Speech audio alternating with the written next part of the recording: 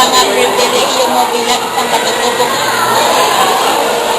Magandang hapon naman, Miss Juliet. Alam niyo, ako'y talagang pinagmamalaki ko na ako isang katutubong Pilipino. Ang aking magulang is yung ama ko is 100% Pilipino. Ang aking ina is lahat sa amin sa amin Tagalog, pero siya ay magaling salita ng wikang Filipino or Bukidnon.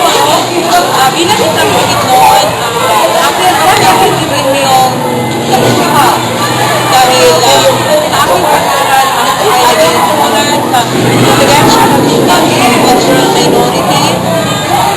3 taon ako naging scholar, libre ang aking tuition, ang aking aklat, pagbayad ng aklat, boarding house.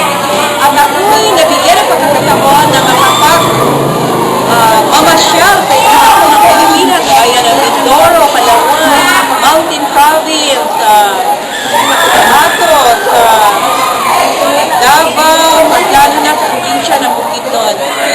Ako ay namahagi, isang volunteer sa Medical Society ng dating Pangulong Ferdinand Marcos at namahagi kami ng mga gamot sa ibang tribo sa buong Pilipinas.